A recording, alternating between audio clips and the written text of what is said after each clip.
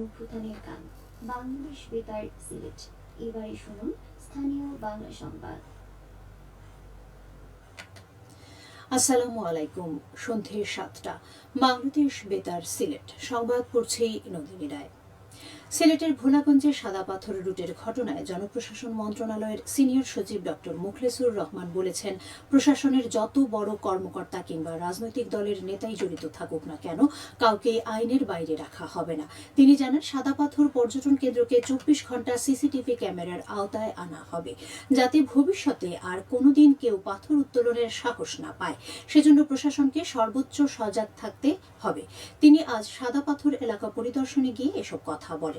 এ সময় তার সঙ্গে ছিলেন জ্বালানি ও খনিজ সম্পদ মন্ত্রণালয়ের সচিব মোহাম্মদ সাইফুল ইসলাম, বিভাগীয় কমিশনার খান মোহাম্মদ রেজাউন নবী, জেলা প্রশাসক সারোয়ার আলম ও পুলিশ সুপার সহ প্রশাসনের উচ্চপদস্থ কর্মকর্তারা। জ্বালানি ও খনিজ সম্পদ মন্ত্রণালয়ের সচিব মোহাম্মদ সাইফুল ইসলাম জানান, লুট হওয়া পাথর ফিরিয়ে আনার কাজ চলছে, প্রতিস্থাপনও করা হচ্ছে। জেলা প্রশাসক সারোয়ার আলম বলেন, সাদা পাথর সহ পর্যটন কেন্দ্রের প্রকৃতি ও পরিবেশ রক্ষায় প্রশাসন সর্বোচ্চ ব্যবস্থা নেবে। এর আগে সাদা পাথর লুটের ঘটনায় মন্ত্রিপরিষদ বিভাগের পক্ষ থেকে 5 সদস্যের তদন্ত কমিটি গঠন করা হয়। মন্ত্রিপরিষদ বিভাগের সমন্বয় ও সংস্কার সচিবকে আহ্বায়ক করে গঠিত এই কমিটি সরেজমিন তদন্ত করে আগামী 10 কার্যদিবসের মধ্যে প্রতিবেদন জমা দেওয়ার নির্দেশ পেয়েছে।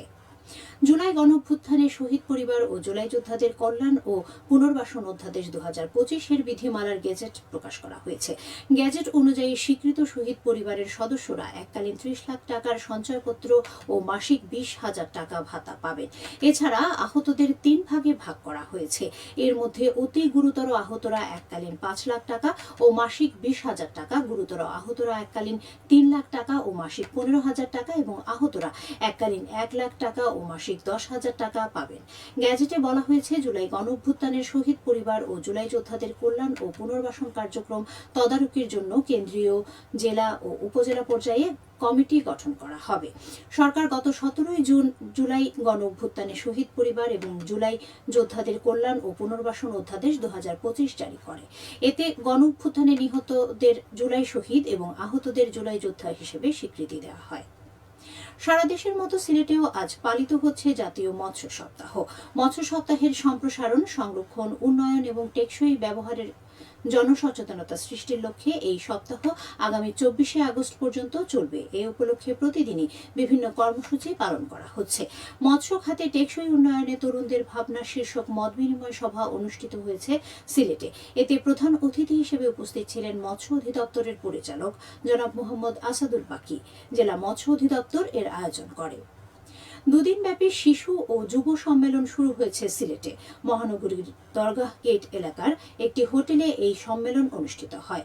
এতে সিলেট ও সুনামগঞ্জের 4 উপজেলার শতাধিক কিশোর ও যুবক অংশগ্রহণ করে। এই সম্মেলনের উদ্বোধন করেন উপজেলা নির্বাহী অফিসার খুশনুর রুবাইয়াত। পরে শিশু ও যুবকদের স্থাপিত 4টি স্টল পরিদর্শন করেন তিনি। উন্নয়ন সংস্থা ওয়ার্ল্ড ভিশন এর আয়োজন করে।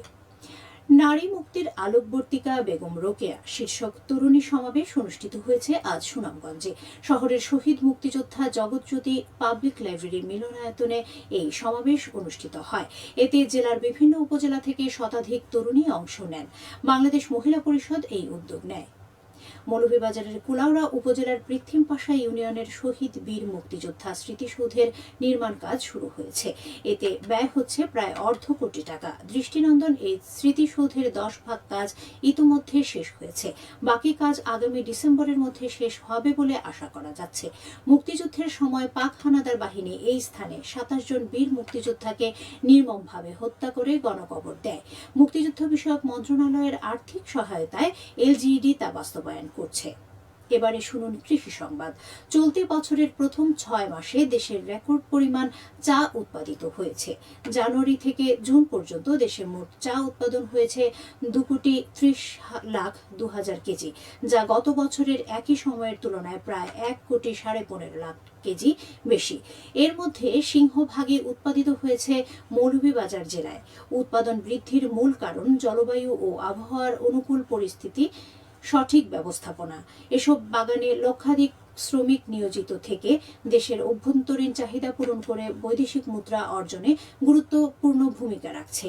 এই ধারাবাহিকতা অব্যাহত থাকলে 2025 সালের শেষে দেশে চা উৎপাদন পূর্ববর্তী সব রেকর্ড ছাড়িয়ে যেতে পারে বলে আশা করা যাচ্ছে। চলতি বছরে দেশে মোট চা উৎপাদনের লক্ষ্যমাত্রা নির্ধারণ করা হয়েছে 10 কোটি 30 লাখ কেজি। সবশেষে আবহাওয়া। রাত 1টা পর্যন্ত পূর্বাভাসে বলা হয়েছে সিলেট সহ পার্শ্ববর্তী এলাকায় আজ কোনো সতর্কবাণী নেই এবং কোনো সংকেতও দেখাতে হবে না। আজ সিলেটে সর্বোচ্চ তাপমাত্রা ছিল 31 ডিগ্রি এবং সর্বনিম্ন 23.9 ডিগ্রি সেলসিয়াস। বাতাসে আর্দ্রতা ছিল সকালে 78 এবং সন্ধ্যায় 96%। আগামীকাল সিলেটে সূর্যোদয় হবে 5:30 এবং অস্ত যাবে 6:19। সংবাদ শেষ হলো। পরবর্তী স্থানীয় সংবাদ প্রচারিত হবে আগামীকাল সকাল 8:10।